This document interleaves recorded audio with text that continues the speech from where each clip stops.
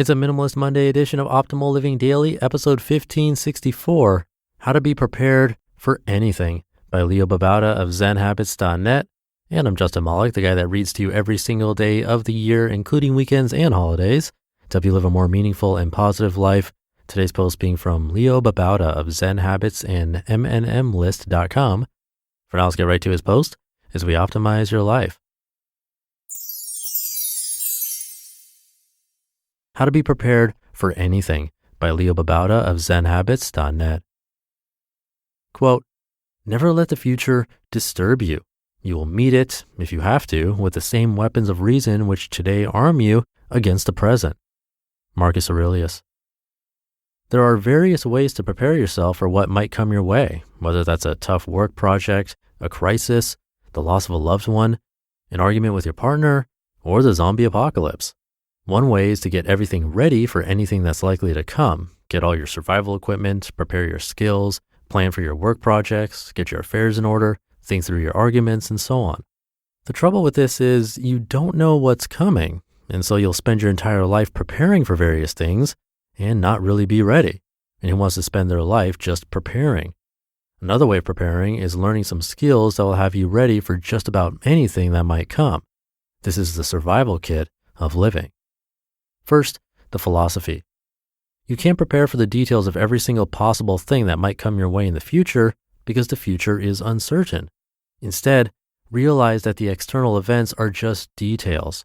The real thing to prepare yourself for is what happens internally, and it's pretty much the same thing. So we're going to learn some internal survival skills that will help us deal with anything the future holds. Second, a little prep before you prep. I found that while the external details aren't as important as what you do internally, it's still good to have your house in order as much as possible. That means have your finances in order, get out of debt, or at least have your debts listed with a plan to pay them off as soon as you possibly can, have an emergency fund, spend less than you earn, invest as much as you can. That means simplify your possessions and your time. Get your health in order, focus on eating more whole foods, especially vegetables, and less processed foods. Get active. Once you have these things down, the rest of life is much, much easier. The survival kit. If you learn these things, you'll be ready for anything from regular work and personal events to crises of all kinds to major losses and life changes. Number 1, mindfulness. This is the foundation. Without practicing mindfulness, you won't be able to do the other skills regularly enough for them to be useful. You can practice mindfulness simply by meditating. Focus on your breath for a few minutes every morning to start with. As you get better at mindfulness, you will get better at noticing what's going on inside you as external events happen. For example, if someone is yelling at you, you might be mindful of your body at that moment and notice an increased heartbeat, a panicky feeling in your chest, a hot flush in your face, or something like that. Mindfulness of your body's responses alert you to what might be going on in your mind. Number 2, watch your internal response. As you start to notice your mind's responses to external events, you can begin to guide your response. For example, if you are given a large project at the last minute, you might notice your breathing getting shallow and your chest tightening or your jaw clenching. You can then see that you're extremely anxious about this, maybe resentful that you're being asked to do this on a short deadline. You can then examine those responses, anxiety, resentfulness, and decide how to act rather than being controlled by them. Number 3, see what you're holding on to. When you have a difficult feeling like anxiety, anger, resentfulness, fear, including procrastination, there's something you're attached to that's causing the feeling. It can be difficult to spot this at first, but with practice, you can see it in an instant. If you're angry or resentful, there's an ideal situation you would like and are holding on to that doesn't match up with reality. For example, maybe someone has said something mean to you. You might be angry because ideally they shouldn't treat you that way. It doesn't matter if you're right or not. If you want things to be different than reality, you'll be angry or resentful or frustrated. Noticing what you're holding on to is an important step. Number 4, let it go. It's impossible not to ever hold on to certain ideals, but if you see that the ideal is causing you pain, you can be compassionate with yourself and let go of the ideal. Sure, people should treat you nicely, but that's an ideal that's not always going to be true. Letting go of the ideal means embracing the reality that there's a wide range of behaviors that people will have, and that's a part of life. Humans don't always act ideally. We need to accept that and not force an ideal on reality. Number 5, respond appropriately. Acceptance of reality doesn't mean you do nothing. It means you let go of the ideals causing the painful feelings and then figure out how to respond without the anger, frustration, anxiety, or resentment. Responding to a person or situation in anger or resentment, for example, doesn't usually result in a skillful response. If you can let go of the ideal and let the painful feelings go, you can respond more skillfully. When my child breaks a dish, for example, I can get angry, they shouldn't break dishes, and yell, not skillful. Or I can let go of that ideal and the resultant anger and see if the child is okay, and then calmly and compassionately talk about how to avoid that in the future. That's a more appropriate response. When we respond in anger or frustration, we only compound the problem. Responding calmly and compassionately means we're going to be able to deal with anything that is in front of us, whether it's a crisis or a loss or an angry loved one. Number 6, stay in the moment. We make situations worse when we replay the past in our heads. How could they have done that? Or think of all the things that might go wrong in the future. In the present moment, things are okay. We can meet the present moment with calmness and compassion if we can stay in the present.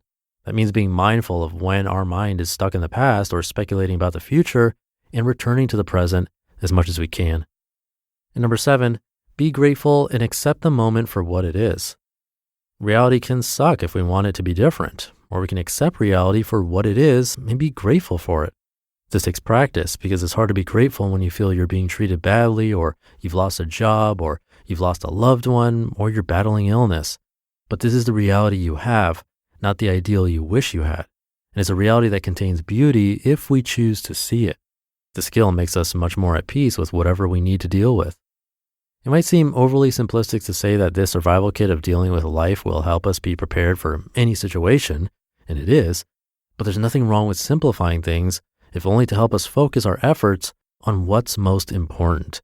In my experience, these skills matter. They make a huge difference. Practice them and see how you're able to deal with life in an entirely new way. You just listened to the post titled How to Be Prepared for Anything by Babauta of Zen Habits.net. And I'll have some comments, but first, how is it that most cleaning products can make you feel so dirty? Between chemical formulas and plastic bottles, traditional cleaning products are a surprisingly messy business. Clean Cult makes natural cleaners that actually clean with ingredients you can actually understand with packaging that's actually landfill free. It's really cool they use non-toxic coconut-based formulas. They're as effective as leading brands of detergents, so you get the same level of clean, but with none of the chemicals. I got mine. The quality is way better than I expected, both in terms of the bottles, but also the refills. Their sleek, shatter-resistant evergreen glass bottles are an easy refill system that reduces plastic waste and looks gorgeous on the countertop.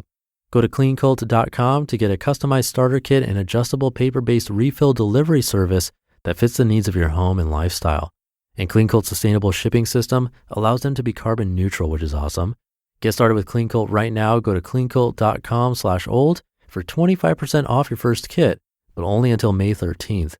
Get 25% off now through May 13th at cleancult.com/old, cleancult.com/OLD, and I have that linked in this episode's description. And thank you to Leo. As of this recording, I'm planning to see him as a guest speaker over at Courtney Carver's Project 333 book launch event in San Diego. That's in April.